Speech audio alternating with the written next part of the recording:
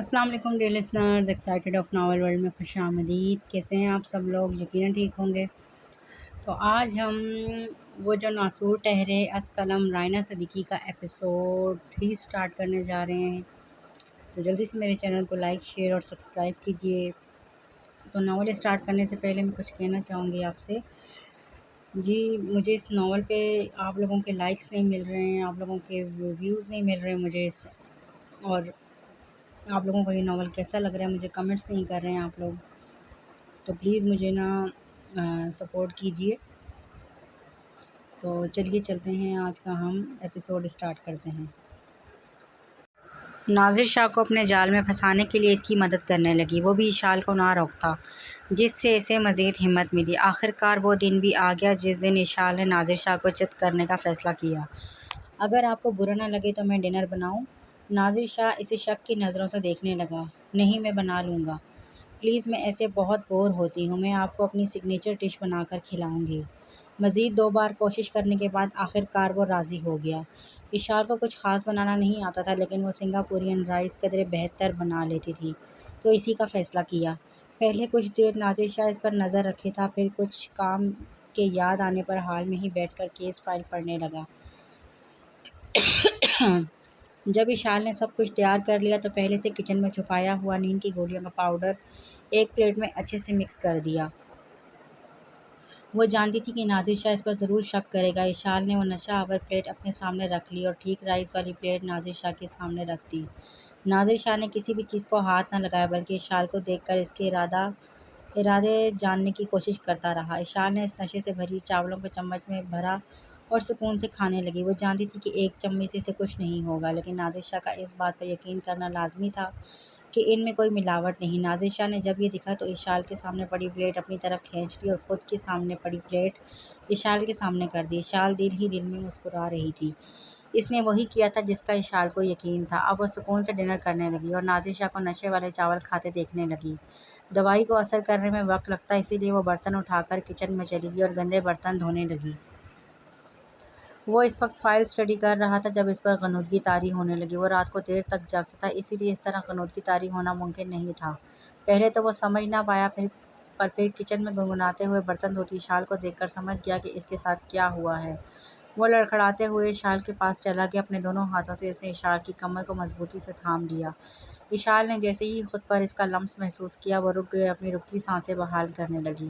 وہ ناظر شاہ کی سانسیں اپنے کان کی لوح پر محسوس کر سکتی تھی۔ اس کی پکڑ سے اشال درد محسوس کرنے لگی تھی۔ تم نے کیا دیا ہے مجھے؟ اس نے ناظر شاہ کی بھاری آواز سنی۔ اشال کی آنکھوں سے آنسو روا تھے۔ اسے ایسا لگ رہا تھا جیسے وہ کچھ غلط کر رہی ہو، لیکن اس نے سوچ لیا تھا کہ وہ اپنی ماما کو لے کر بہت دور چلی جائے گی۔ آپ مجھے یہاں نہیں روک سکتے۔ وہ اشال کے ذریعے ہی کھڑا تھا۔ اس کی بات سن کر ناظر شاہ نے اشال کو بالوں سے جکڑ کر اس کا سر پیچھے کھینچا۔ اشال نے سنگھ کو مضبوطی سے تھام لیا۔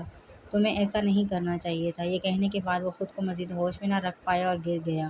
اشال نے پلٹ کر دیکھا تو وہ بے ہوش ہو چکا تھا۔ اشال اپنے آنسو صاف کرتی جھک کر اس کے کپڑوں کی تلاشی کرنے لگی۔ اسے چابیاں اور اس کا والیٹ ملا۔ اشال نے پیسے نکال کر والیٹ وہیں سائڈ پر رکھ دیا اور جانے کے لیے کھڑی ہو گئی۔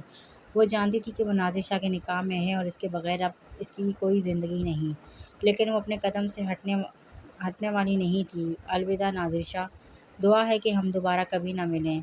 اشال کو ٹیکسی کی تلاش میں کافی دیر پیدل چلنا پڑا اور پھر وہ مطلوبہ پتے کی طرف روانہ ہو گئی۔ عالیہ کو تو یقین نہیں آ رہا تھا کہ اس کی بیٹی اس کے سامنے کھڑی ہے۔ وہ اشال کو گلے لگا کر رونے لگے، لیکن اشال اتنی گرم جوشی کا مظاہرہ نہیں کر پائی۔ ماما، ناظر شاہ کون ہے اور وہ ہمیں کیوں مارنا چاہتا ہے؟ تب سے جو پہلا لفظ اشال نے ادا کیا تھا وہ یہی سوال تھا۔ عالیہ جانتی تھی کہ وہ مزید اب کچھ چھپا نہیں سکتی۔ ضرور بیٹی، میں سب بتاؤں گی، لیکن کل صبح جب ہم یہاں سے چلے جائیں گے۔ ابھی تم بہت تھکی ہوئی ہو۔ وہ اس کے چہرے کو پیار سے چھوتی کہنے لگی، نہیں ماما، مجھے ابھی سب جاننا ہے، ابھی۔ اشال اب ایک لمحے کی دیری نہیں چاہتی تھی، اس لیے چلانے لگی، کیوں اس نے پاپا کو قاتل کہا، ریپسٹ کہا، کیا یہ سچ ہے؟ اشال کی بات پر وہ رونے لگی۔ تم اپنے مرے ہوئے باپ کے بارے میں کیسے بات کر رہی ہو؟ تو بتائیں سچ کیا ہے؟ کیوں وہ ہم سے دور رہے؟ کیوں علیحدگی کے باوجود آپ نے کبھی طلاق کا مطالبہ نہیں کیا؟ کیوں ناظر شاہ آپ کو مارنا چاہتا ہے؟ بس کرو اشال، تم اتنے عرصے کے بعد مجھے ملی ہو اور یہ سب پوچھ رہی ہو، ایک بار بھی نہیں پوچھا کہ میں کیسی ہوں، اتنے دن کیسے گزارے تمہارے بغیر؟ اشال کو اب خود پر شرمندگی ہونے لگی۔ سوری ماما، پر پلیز وعدہ کریں آپ کل سب بتائیں گی۔ میں وعدہ کرتی ہوں اشال۔ اشال خود کو اپنی ماں کے ساتھ پا کر ہلکا محسوس کر رہی تھی۔ نہ چاہتے ہوئے بھی اس کا دھیان بار بار نازر شاہ کی طرف تھا۔ اسے اپنی سوچوں میں گما دیکھ کر عالیہ اسے آرام کرنے کا کہنے لگی اور خود بھی اشال کے ساتھ چل دی۔ ماما اگر آپ برا نہ مانیں تو میں اکیلا رہنا چاہتی ہوں۔ وہ عالیہ کے ہاتھ تھام کر کہنے لگی، ٹھیک ہے اشال، میں 7 والے کمرے میں ہی ہوں، اگر کچھ بھی چاہیے ہو یا بات کرنا چاہو تو آ جانا۔ ٹھیک ہے ماما، اشال مسکرا کر کہتے ہوئے کمرے میں چلی گئی۔ کچھ دیر عالیہ اس کے کمرے کے باہر ہی رکی رہی اور وہ اشال کے رونے کی آواز سن سکتی تھی۔ پھر وہ بھی اپنے کمرے میں چلی گئی۔ اشال پتہ نہیں کب تک روتی رہی، اتنا رونے سے اس کی آنکھوں میں تکلیف ہونے لگی تھی۔ اس کی آنکھیں اور دل دونوں جل رہے تھے۔ وہ مزید رونا چاہتی تھی لیکن سمجھ نہیں پا رہی تھی کہ وہ نادر شاہ کی وجہ سے رو رہی ہے یا اس کے لیے رو رہی ہے۔ آخری رات کی کسی پہر اس کی آنکھ لگ گئی اور وہ سو گئی۔ اسے کمرے سے لگاتار ٹک ٹک کی آوازیں آ رہی تھیں۔ وہ گہری نیند میں تھی جب اس کی آواز نے اسے بیدار کرنا شروع کیا۔ وہ ابھی بھی غنودگی میں تھی۔ اسے لگا شاید یہ گھڑی کی آواز ہے۔ پھر اس کے دماغ کے کسی کونے سے آواز آئی کہ یہ گھڑی کی آواز نہیں۔ وہ ہوش میں آنے لگی تو اسے محسوس ہوا کہ یہ آواز اس کے بہت قریب سے آ رہی ہے، جیسے کسی دھات کو کسی دھات سے ٹکرانے سے پیدا ہوتی ہے۔ لگاتار رونے کی وجہ سے اسے آنکھیں کھولنے میں مشکل ہو رہی تھی۔ اس نے تھوڑی سی آنکھیں کھول کر کمرے سے آتی آواز کی وجہ سے معلوم کرنی چاہی۔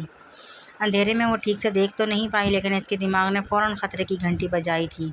کوئی اس کے بیڈ کے پاس کرسی پر ٹانگ رکھے بیٹھا تھا۔ اس کے ہاتھ میں کوئی چیز تھی جسے وہ کرسی کے ایک طرف آہستہ آہستہ مار رہا تھا، جس سے وہ آواز پیدا ہو رہی تھی۔ اشال کی آنکھیں ایک دم پوری کی پوری کھلی تھی۔ وہ اندھیرے میں بھی جان گئی تھی کہ وہ کون ہے۔ اس نے جیسے ہی خطرہ بھانپا وہ اٹھ کر بیڈ پر بیٹھ گئی۔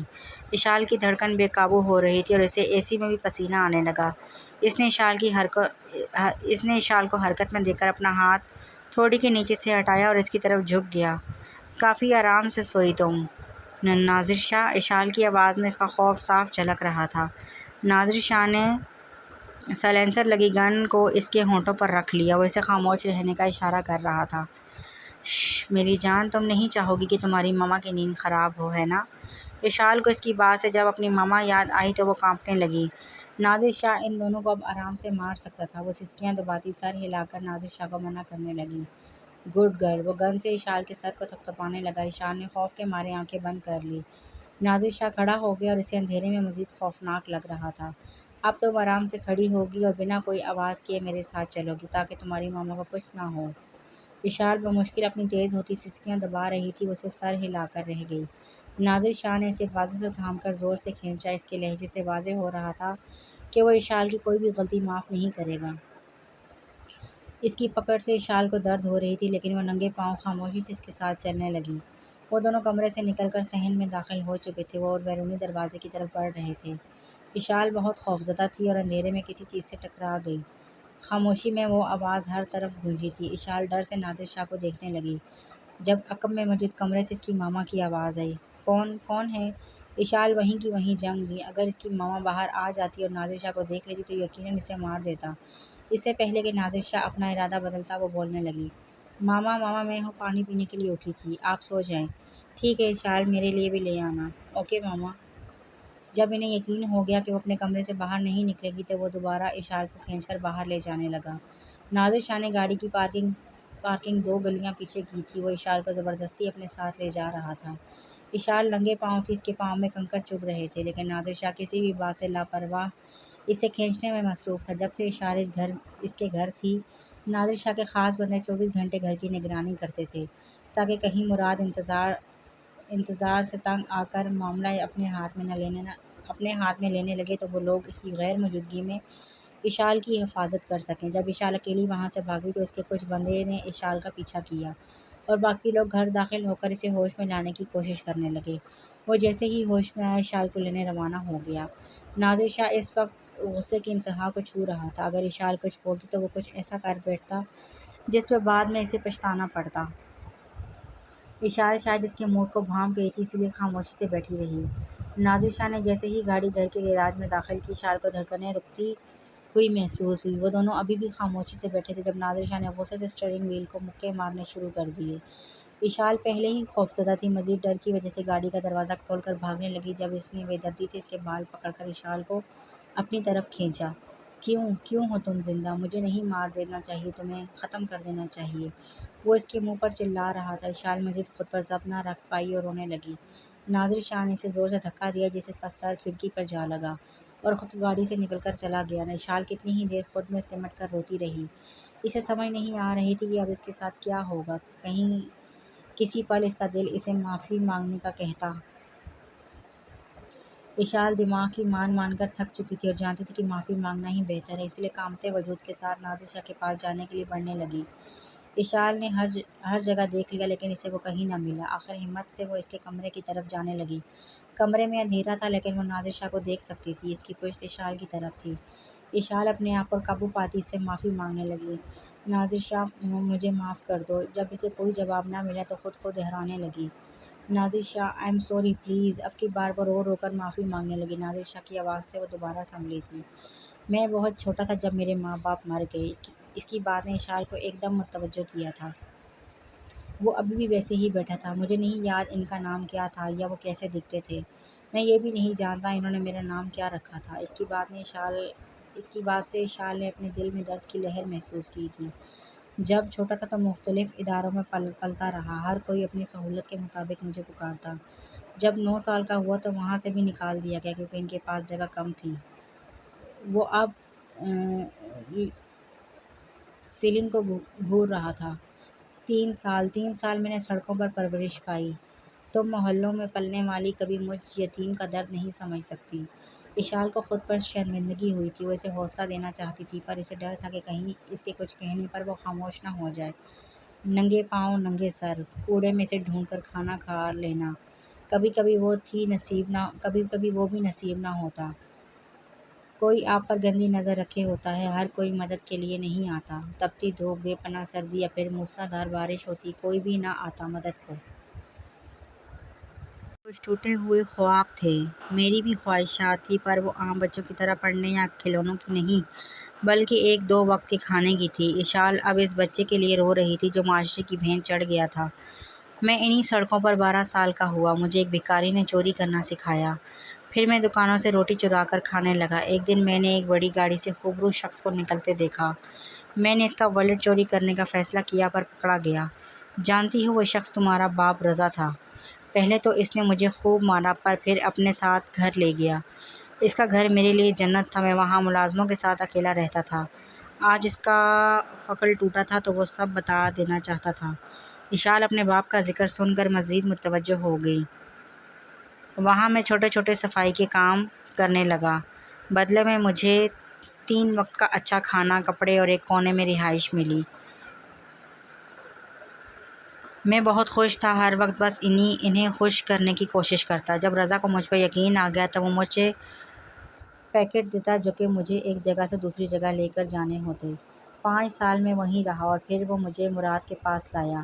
تمہارے پاپا نے شادی کر لی تھی اور عالیہ مجھے وہاں نہیں چاہتی تھی۔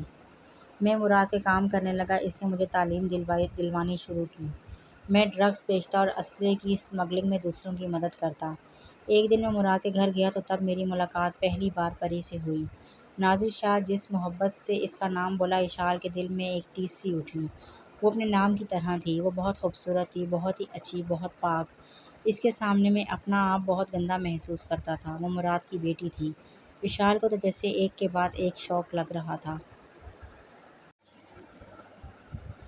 ان میں کسی شوہر اور بیوی جیسا تو رشتہ نہیں تھا پر پھر بھی اسے تکلیف ہو رہی تھی کہ وہ کسی اور لڑکی کی یوں تعریف کر رہا ہے۔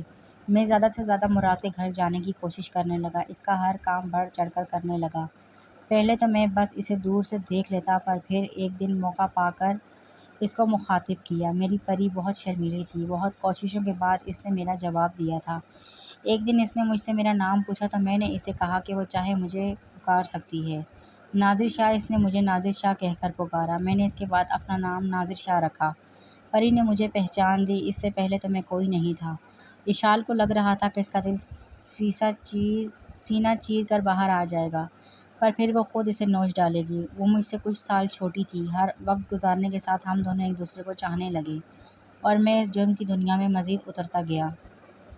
آخر میں 22 سال کا ہو گیا۔ مراد مزید طاقت حاصل کرنے کے لیے اس کی شادی کراچی میں کسی سے کروانا چاہتا تھا۔ وہ شخص مراد کی ہی عمر کا تھا۔ میں کچھ سمجھ نہیں پایا تو ہم دونوں نے چھپ کر شادی کر لی۔ شادی کی فوراً بعد میں پری کو لے کر مراد کے پاس گیا اور اسے سب بتا دیا۔ وہ مجھ پر بہت غصہ ہوا۔ مجھے یاد ہے اس نے مجھے کیسے مارا تھا۔ میری بازو اور ایک ٹانگ کی ہڈی توڑ دی، مجھے نازک حالت میں باہر پھینکوا دیا اور کہا کہ میں تب واپس آؤں جب خود کو پری کے قابل بنا پاؤں۔ تمہارا باپ تب مراد کا مین آدمی تھا۔ ڈرگز، اسلحہ یا انسان، ہر چیز میں اس کا ہاتھ لازمی ہونا تھا۔ تمہارے بابا کا ایک الگ گھر تھا، وہاں پر وہ لڑکیوں کو قید رکھتا اور ان کے ساتھ بہت کچھ غلط کرتا تھا جس کا ذکر بھی میں نہیں کر سکتا۔ اشال کو لگ رہا تھا جیسے اس کی سماعت میں زہر گھول دیا ہو۔ عالیہ اس معاملے سے انجان تھی یا اسے پرواہ نہیں تھی، میں نہیں جانتا۔ اسی دوران تم پیدا ہوئی۔ تمہاری پیدائش کے بعد رضا نے اس جگہ جانا بند کر دیا۔ مجھ سے 2 سال تک ہر صحیح غلط کو بالائے طاق رکھ کر کام کیا۔ پری کے لیے ایک خوبصورت گھر لیا۔ مراد کی اجازت سے ہم دونوں اس گھر میں شفٹ ہو گئے۔ ہم دونوں نے اسے مل کر سجایا تھا۔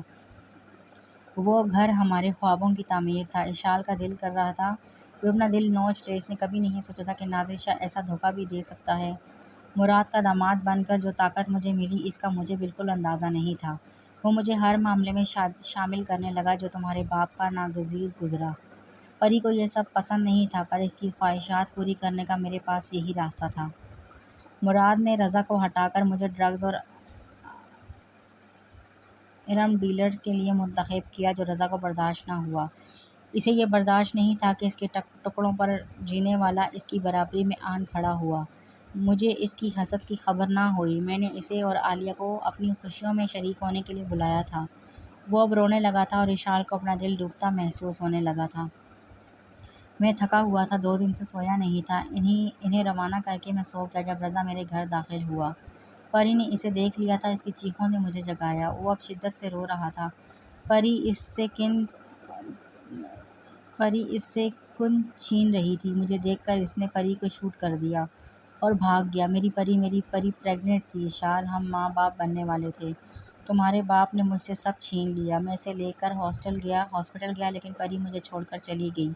اشال کو اپنا دل بند ہوتا محسوس ہوا۔ نازل شاہ نے ایک لمبی سانس بھر کر خود پر قابو پایا۔ میں یا مراد اس کا پیچھا کرتے اس سے پہلے وہ تم دونوں کو لے کر فرار ہو گیا۔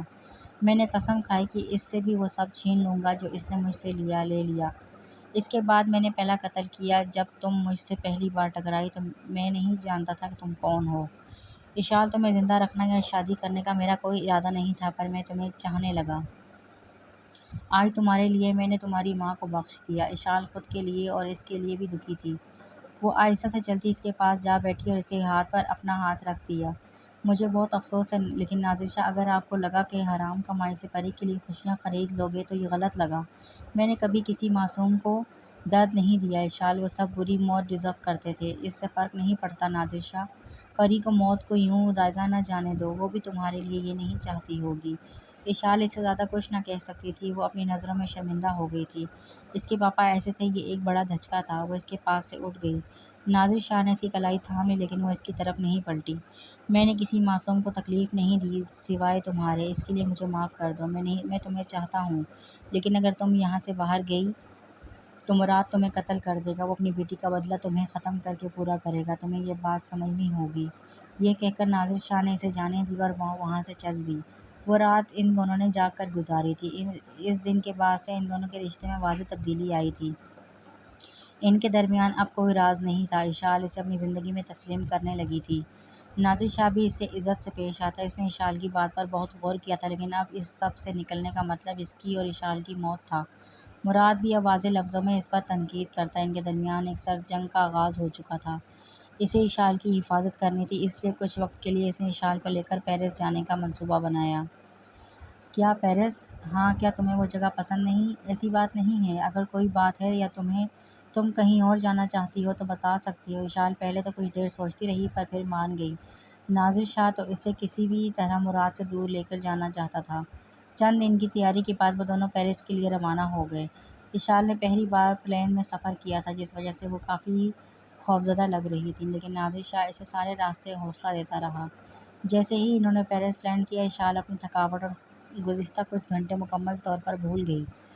بہت خوبصورت ہے یہ تو۔ ان کا پیرس میں اسٹے بمشکل چند دن کا تھا لیکن یہ چند دن وہ فکر سے آزاد ہو کر گزارنا چاہتا تھا۔ ہوٹل کی لابی بے حد شاندار تھی، سفید اور گولڈن رنگ سے اسے سجایا گیا تھا۔ کمرہ ایک نئے کپل کی مناسبت سے سجایا گیا تھا، جسے دیکھ کر اشال تو پانی پانی ہو گئی۔ پاکستان اور پیرس میں وقت سے فرق سے اشال تھوڑی کنفیوز ہو رہی تھی۔ اس کا بس چلتا تو وہ تبھی سارا پیرس گھومنے بھاگ جاتی۔ نادر شاہ نے آرام کرنے کا آرڈر دیا، جس سے اسے چاروں ناچار مزید کچھ دیر کے لیے اپنی ایکسائٹمنٹ کو تالا لگانا پڑا۔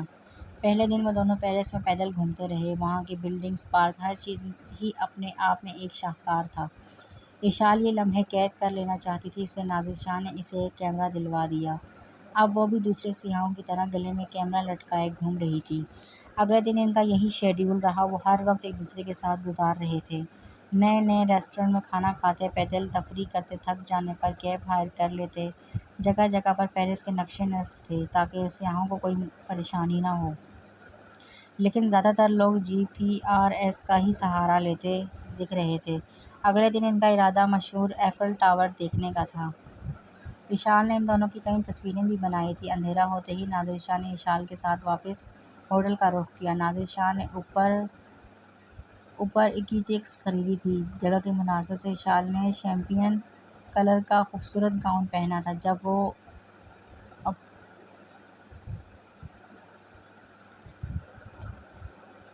اوپر اسٹوڈیو پہنچے تو وہاں پر کئی کپلز اور فیملیز بھی موجود تھی۔ کیا تم نے کبھی کوئی اور اوپرا اٹینڈ کیا ہے؟ اوپرا کیا ہوتا ہے؟ نہیں، اور آپ نے؟ نہیں، میں نے بھی نہیں کیا۔ شو سٹارٹ ہونے والا تھا۔ جیسے ہی اسٹیج سے پردہ ہٹا، وہاں ایک خوبصورت لڑکی نے سر لگانا شروع کر دیا تھا۔ اس کے ساتھ ہی اداکاروں نے اپنی اداکاری کا فن دکھانا شروع کیا۔ اوپرا شو مشہور زمانے کی کہانی رومیو جولیٹ پر بنایا گیا تھا۔ اداکاروں اور گائیکا دونوں نے ہی اسٹوڈیو میں موجود ہر شخص کو اپنے حصار میں لے رکھا تھا۔ ان کی خوبصورت آواز ہر سمت گونج رہی تھی۔ شو کے درمیان کچھ وقت کے لیے انہوں نے وقفہ اختیار کیا۔ یہ تو بہت اچھا ہے، مجھے یہاں لانے کے لیے بہت شکریہ۔ مجھے خوشی ہے تمہیں پسند آیا۔ اشال نے جب اداکاروں کی تعریف کرنی شروع کی تو نادر شاہ نے ان کی غلطیاں گنوانی شروع کر دی۔ اشال اس کی بات پر ہنسنے لگی۔ قریب بیٹھے لوگ اسے غصے سے دیکھنے لگے، جس پر نادر شاہ ان سب کو گھورنے لگا اور وہ لوگ دوبارہ سیدھے ہو گئے۔ شو دوبارہ شروع ہو چکا تھا۔ اس کے اختتام پر کئی لڑکیوں سمیت اشال بھی رونا شروع ہو گئی۔ اسے روتا دیکھ نادر شاہ نے اپنا رومال اسے دے دیا، جس سے وہ آنسو اور ناک صاف کرنے لگی، جبکہ نادر شاہ کو سمجھ نہیں آ رہا تھا کہ کوئی اتنا بیوقوف کیسے ہو سکتا ہے کہ زندہ شخص کو مرا ہوا سمجھ لے۔ جب وہ دونوں اپنی کیب کی طرف بڑھ رہے تھے تو بھی اشال رو رہی تھی۔ پتہ ہے، اس میں سارا قصور رائٹر کا ہے۔ اس کی بات سے وہ نادر شاہ کو تکنے لگی۔ بالکل، یہ لیلا مجنوں، ہیر رانجھا، سسی پنو، سب کا اختتام اتنا ٹریجک ہی کیوں ہوتا ہے؟ کیا محبت کبھی مل نہیں سکتی؟ اس کی بات پر نادر شاہ خاموش ہو گیا، پھر کچھ دیر بعد بولا، ویسے روتے ہوئے تمہارے گال سرخ ہو جاتے ہیں اور ناک پھیل جاتی ہے۔ اشال کے تاثرات دیکھ کر وہ ہنسنے لگا۔ اشال نے اسے پہلی بار یوں بے فکر ہو کر ہنستے دیکھا تھا۔ نہیں، میری ناک نہیں پھیلتی، اشال نے اپنی بات پرزور طریقے سے کہی تھی۔ ارے پھیلتی ہے اور باقاعدہ بہتی بھی ہے۔ اس کی بات سن کر اشال کا منہ کھلا رہ گیا۔ نادر شاہ لڑکیوں کو ایسے نہیں کہتے، وہ اب چبا چبا کر کہہ رہی تھی۔ نادر شاہ اس کی حالت سے محظوظ ہو رہا تھا اور مزید ہنسنے لگا۔ کچھ دیر بعد اشال بھی اس کھیل میں شامل ہو گئی۔ اشال نے کیمرے کو فل چارج کرنے کے بعد بھی 1 گھنٹہ مزید چارج کیا تھا۔ وہ ایفل ٹاور کی بھرپور تصویریں لینا چاہتی تھی۔ نادر شاہ اور وہ کیب کے ذریعے وہاں پہنچے۔ ان کے علاوہ وہاں سیاحوں کا ہجوم تھا۔ اشال اور نادر شاہ نے اکٹھے بھی کئی تصویریں بنوائیں۔ وہاں کا موسم اور منظر بھی بہت خوبصورت تھا۔ واپسی پر انہوں نے کچھ دیر پیدل چلنے کا فیصلہ کیا تاکہ اطراف کو مزید اچھے سے دیکھ پائیں۔ اشال جب پیدل چل کر تھک گئی تو اس نے نادر شاہ سے کیب ہائر کرنے کا کہا۔ وہ جس جگہ پر تھے وہاں کیب ملنا مشکل تھا، اس لیے انہیں کچھ فاصلہ پیدل ہی طے کرنا تھا۔ جب اشال نے ہلنے سے بھی انکار کر دیا تو نادر شاہ نے اسے اٹھا لیا۔ نادر شاہ، یہ کیا کر رہے ہو؟ نیچے اتارو مجھے، تم نے ہی کہا کہ تم تھک گئی ہو۔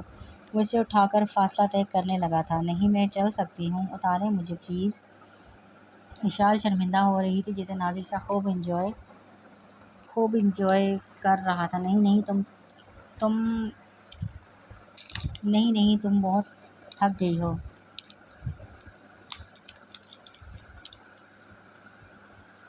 پلیز اتار دیں، مجھے سب دیکھ رہے ہیں۔ مجھے یقین ہے یہاں کے لوگ اس سے بھی بہت زیادہ دیکھنے کے عادی ہیں۔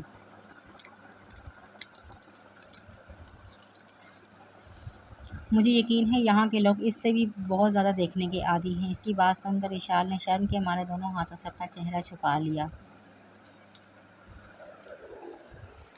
ایک ساتھ وقت گزارنے سے ان میں کافی قربت آئی تھی۔ اشال اس وقت سو رہی تھی اور نازش شاہ اس کے پاس بیٹھا کسی گہری سوچ میں تھا۔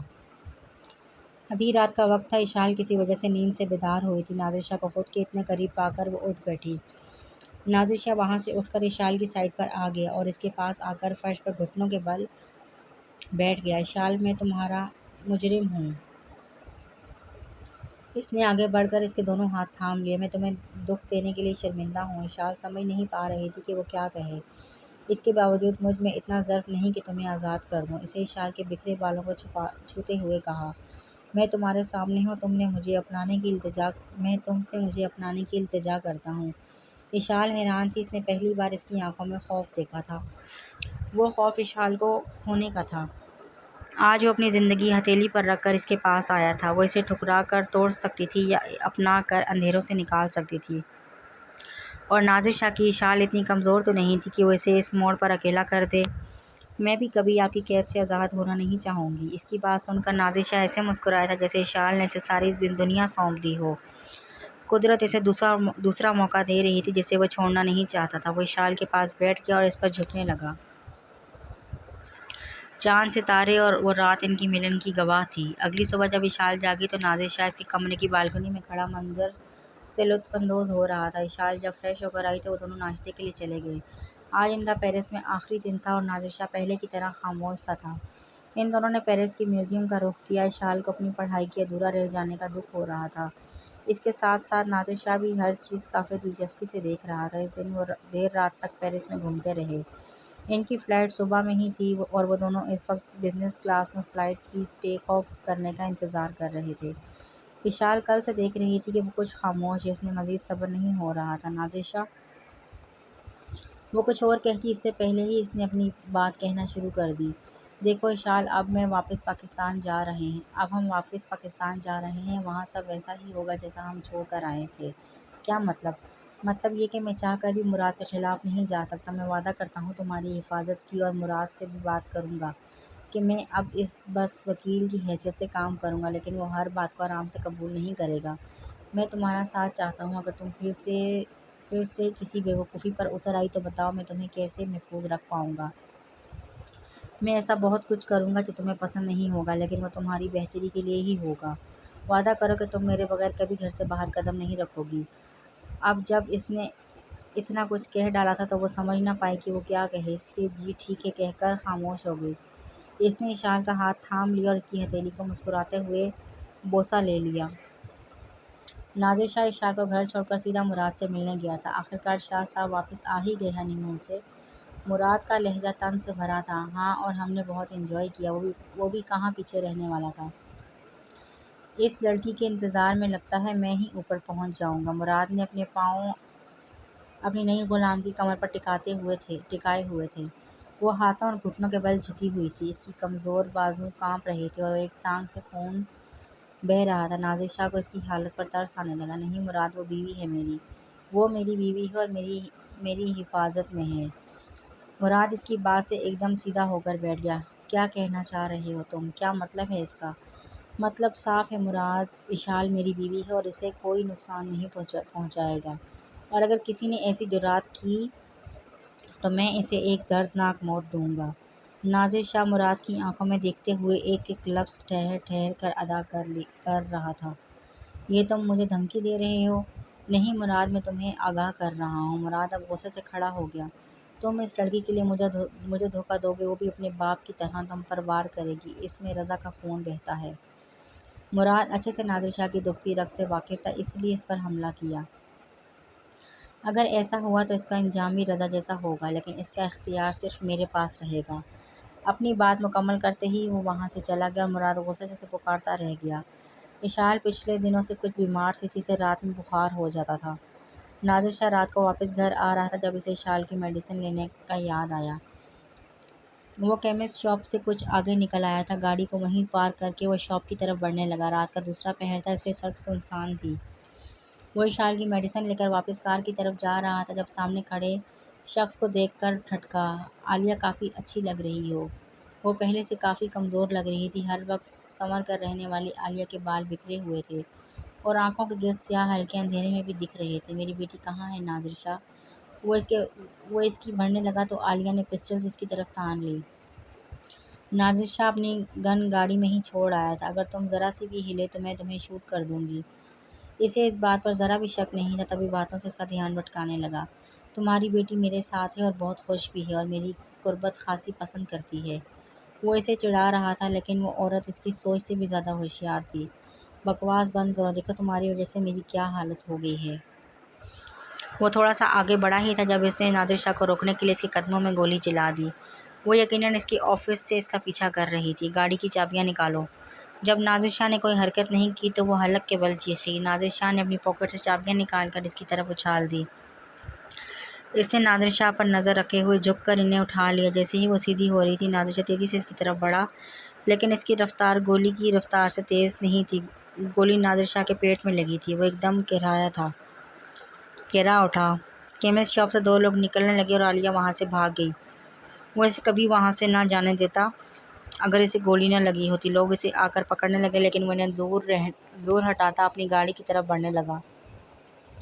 وہ ہمیشہ اپنی والیٹ میں ایکسٹرا چابی رکھتا تھا، اس لیے گاڑی میں بیٹھ کر گھر کی طرف ڈرائیو کرنے لگا۔ اشال لاؤنج میں بیٹھی ٹی وی دیکھ رہی تھی اور ناظر شاہ کا انتظار کر رہی تھی۔ اسے جیسے ہی اس کی کار کا ہارن سنائی دیا وہ اندرونی دروازے کی طرف بڑھنے لگی۔ اشال کی نظر جیسے ہی لان سے آتے ہوئے ناظر شاہ پر پڑی وہ سانس لینا ہی بھول گئی۔ وہ لڑکھڑاتا ہوا آ رہا تھا، خون سے اس کی شرٹ اور پینٹ تر تھی۔ اس نے ایک ہاتھ زخم پر رکھا ہوا تھا۔ اشال، اس کی آواز سے وہ ہوش میں آئی اور اس کی طرف بھاگی۔ ناظر شاہ کیا ہوا؟ کس نے کیا یہ؟ وہ اسے کندھوں سے سہارا دیتی ہوئی اندر لے آئی اور وہ صوفے پر گرنے کے انداز میں لیٹ گیا۔ خون کافی بہہ گیا تھا، اس کا ہوش میں رہنا مشکل ہو رہا تھا۔ زخم سے خون لگاتار بہہ رہا تھا۔ اس کا اتنا خون دیکھ کر اشال معاف ہونے لگی۔ اس کا ہاتھ پاؤں پھولنے لگے تھے۔ ناظر شاہ ہمیں ہاسپٹل جانا ہوگا۔ میں ایمبولینس نہیں فون فراز۔ تکلیف سے بولنا مشکل ہو رہا تھا اور وہ ٹوٹے پھوٹے لفظ ادا کر رہا تھا۔ اشال نے اس کی جیب سے موبائل نکالا اور فراز کا نمبر ڈھونڈنے لگی۔ فراز اس کی آواز سنتے ہی معاملہ سمجھ گیا اور اسے خون روکنے کی ہدایت کرنے لگا۔ ناظر شاہ ادھر دیکھو پلیز، مجھے چھوڑ کے مت جانا۔ اس کے بدن میں طاقت ختم ہوتی جا رہی تھی۔ اس نے اشال کا ہاتھ تھام کر زخم کی جگہ رکھ دیا۔ دباؤ، خون نہیں نکلے گا۔ اشال کے ہاتھ بھی خون سے رنگ گئے تھے اور وہ کانپنے لگی تھی۔ خون بہت بہہ رہا تھا۔ اشال نے دوپٹہ اتار کر اس کے زخم دبانے لگی۔ ناظر شاہ اس وقت ہوش سے بیگانہ ہو گیا تھا۔ ناظر شاہ اٹھو پلیز، مجھ سے بات کرو۔ اشال اپنی دھندلائی آنکھوں سے اسے دیکھ رہی تھی۔ وہ سمجھنے سے قاصر تھی کہ یہ کیا ہو رہا ہے۔ جب اس کی زندگی میں سب ٹھیک ہونے لگا تھا تو وہ پھر اسے موڑ پر لا کر کھڑی کر دی گئی تھی۔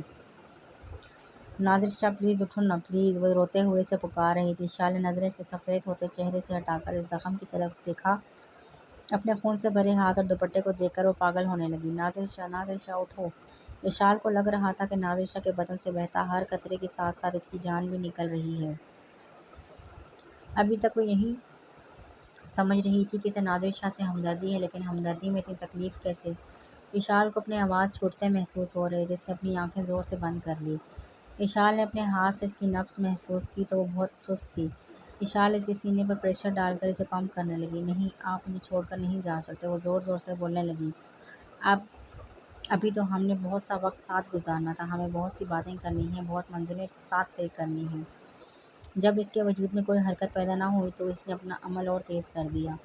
آپ نے وعدہ کیا تھا میری حفاظت کا، مجھے اسے مت چھوڑو ناظر شاہ، میں مر جاؤں گی۔ اس لمحے اشال وہ اعتراف کر رہی تھی جو اس نے ابھی تک خود سے بھی نہیں کیا تھا۔ میں بہت محبت کرتی ہوں آپ سے، پلیز مجھے مت چھوڑو۔ اشال نے اپنے خون سے لتے ہاتھوں سے اس کا ٹھنڈا چہرہ چھوتے ہوئے کہا۔ اسے ایک دم سے بیرونی دروازے کی بیل سنائی دی۔ وہ اتنی مہو تھی کہ کب سے بجتی بیل کا بھی احساس نہ ہوا۔ وہ اسی خون سے بھرے دوپٹے سے خود کو ڈھانپتی کھڑی ہوئی لیکن اس کے جسم کے ساتھ نہ دیا اور وہ دوبارہ نیچے گر گئی۔ اشال خود کو سنبھالتی پھر سے کھڑی ہوئی اور گیٹ کی طرف بھاگی۔ گیٹ پر فراز بیگ پکڑے کب سے بیل پر بیل دے رہا تھا۔ جیسے ہی گیٹ کھلا اس کی نظر سامنے کھڑی لڑکی پر پڑی۔ وہ بری طرح سے خون میں لت پت تھی اور وہ کانپ رہی تھی۔ اس نے کانپتے ہوئے ہاتھ سے اندر کی طرف اشارہ کیا۔ وہ ناز فراز ایک لمحہ اور ضائع کیے بنا اندر کی طرف بھاگا۔ جب وہ پہنچا تو خون کافی بہہ گیا تھا۔ اس نے سب سے پہلے نادر شاہ کی شرٹ پھاڑ دی۔ اس نے اشال کو دیکھا جو اس کے پاس کھڑی کانپ رہی تھی اور مسلسل رو رہی تھی۔ اس کی حالت دیکھ کر کوئی بھی بتا سکتا تھا کہ وہ نادر شاہ سے محبت کرتی ہے۔ اشال اشال، فراز نے اسے زور سے پکارا تو وہ اسے نم آنکھوں سے دیکھنے لگی۔ آپ چاہتی ہیں کہ نادر شاہ زندہ رہے تو مجھے آپ کی مدد چاہیے۔ آپ کریں گی نا میری مدد؟ اشال اس حالت میں صرف سر ہلا پائی۔ گڈ، گھر میں جتنے بھی ٹاول ہیں وہ لے آؤ اور نیم گرم پانی بھی۔ اشال نے اس کی بات سنی تو لیکن اس کا دماغ ساتھ نہیں دے رہا تھا۔ وہ نادر شاہ کا سفید چہرہ دیکھنے لگی۔ جلدی کرو، فراز اس پر چیخا تھا جس سے وہ واپس ہوش میں آئی۔ نادر شاہ کے وجود پر ایک نگاہ مزید ڈال کر وہ فراز کی کہی چیزیں لینے بھاگی۔ فراز نے سب سے پہلے اس کا زخم صاف کیا اور مزید خون نہ بہے اس کے لیے زخم پر دوائی لگائی۔ پھر اس نے اس زخم سے گولی نکال لی۔ قسمت سے گولی کسی اہم اعضاء پر نہیں لگی تھی، لیکن زیادہ خون کا بہہ جانا خطرناک تھا۔ فراز نے سرنج کے ذریعے اس کا زخم صاف کیا تاکہ انفیکشن نہ ہو اور وہ پھر اس پر پٹی لگا دی۔ نادر شاہ کا بلڈ گروپ وہ اچھے سے جانتا تھا، اس لیے بلڈ کا ایک پیکٹ بھی ساتھ لایا تھا۔ ٹیبل کو کھڑا کر کے دھاگے کے ساتھ اس نے آئی وی اسٹینڈ بنا لیا اور نادر شاہ کو خون لگا دیا، لیکن انہیں مزید خون کی ضرورت ہوتی، اس لیے اس نے ایک اسسٹنٹ کو فون کر کے کہا۔ وہ نادر شاہ اور اس کی بیوی کو اس حالت میں اکیلا نہیں چھوڑنا چاہتا تھا۔ پہلے ہی وہ لڑکی انجانے میں نادر شاہ کے لیے مشکل بنا چکی تھی۔ اس سب کے دوران اشال نہ چاہتے ہوئے بھی وہیں رہی تھی۔ نادر شاہ جیسے طاقتور انسان کو یوں کمزور دیکھنا بہت تکلیف دہ تھا، لیکن اشال کے لیے اسے اس حالت میں دیکھنا تو جان لیوا تھا۔ وہ نم آنکھوں سے اسے دیکھ رہی تھی۔ اس نے نادر شاہ کا ہاتھ تھام رکھا تھا اور مسلسل اس کی سلامتی کے لیے دعا مانگ رہی تھی۔ صبح ہونے میں صرف 1 گھنٹہ ہی باقی تھا۔ بھابھی آپ جائیں، سو جائیں، میں یہیں ہوں۔ وہ اشال کو کئی بار آرام کرنے کا کہہ چکا تھا، لیکن اس نے ہر بار کی طرح انکار کر دیا۔ اشال کو لگ رہا تھا اگر نادر شاہ کو ہوش نہ آیا تو اس کا دل بھی دھڑکنا بند کر دے گا۔ گولی اسے لگی تھی، لیکن اس کی تکلیف اشال اپنے اندر محسوس کر رہی تھی۔ ابھی تک اسے 4 بار خون لگ چکا تھا۔ وہ پہلے کی طرح ٹھنڈا تو نہیں تھا، لیکن بدستور اس حالت میں تھا۔ ہر گزرتے لمحہ اشال کو مار رہا تھا۔ وہ اسے ہاسپٹل لے جانا چاہتی تھی، اس کا ٹھیک سے علاج کروانا چاہتی تھی، لیکن فراز نے ایسا نہیں کرنے دیا۔ اشال کو ان کی قوانین کی کوئی پرواہ نہیں تھی، وہ تو بس نادر شاہ کو اپنے ساتھ دیکھنا چاہتی تھی۔ فراز بار بار اس کے پاس آ کر نادر شاہ کا ٹمپریچر چیک کرتا کہ کہیں اسے بخار تو نہیں ہو گیا۔ وہ اپنے آپ کو مضبوط کرنے کی کوشش کرتی لیکن پھر بکھر جاتی۔ نادر شاہ پلیز میرے پاس آ جاؤ، پلیز واپس آ جاؤ۔ اشال شاہ آپ کے بغیر کچھ بھی نہیں، ہر گزرتا لمحہ مجھے زہر آلود کر رہا ہے، پلیز۔ میرا دل آپ کی جدائی نہیں سہ پائے گا۔ وہ اس سے باتیں کر رہی تھی۔ وہ ساری رات اور دن ہوش میں نہیں آیا۔ جی تو فرینڈ، کیسا لگا آپ کو آج کا ایپیسوڈ؟ امید کرتی ہوں کہ پسند آئے گا۔ آپ لوگ انجوائے کیجیے۔ اس ایپیسوڈ سے ملتے ہیں نیکسٹ ایپیسوڈ میں، تب تک کے لیے اللہ حافظ۔